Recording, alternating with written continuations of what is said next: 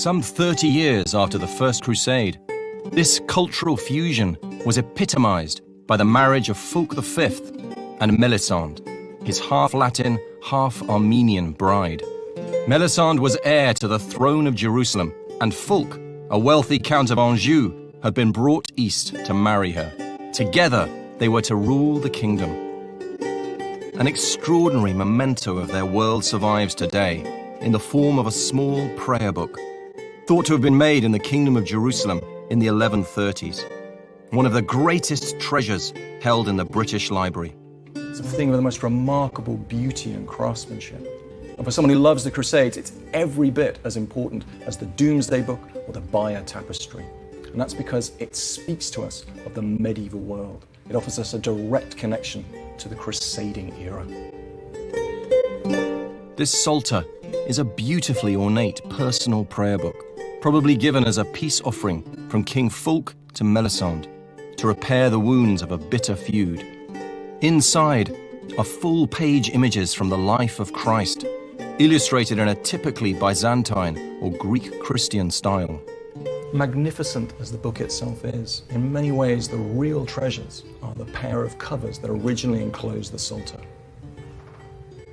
Two pieces of ivory, intricately and precisely carved, and decorated with semi-precious stones and turquoise. What I love about these covers is that I think they show us the message that Fulk wanted to send to his wife. And that message was, from this point forward, I will rule as a good king. On the front cover are a series of images drawn from the life of King David, another ruler of Jerusalem, from the Old Testament. Here he is, shown fighting against Goliath. And on the rear cover, we see a second king, this time probably Fulk. And he's shown carrying out acts of Christian virtue. Here he is feeding the hungry, and here clothing the naked. The message here is that from this point I will rule as a monarch should. But the Psalter is not just a reflection of Fulk's Christian faith.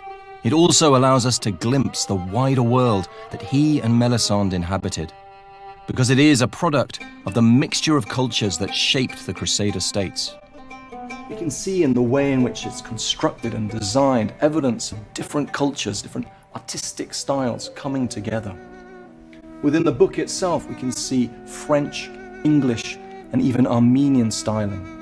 And these covers are very clearly Byzantine or Greek in their overall style and design.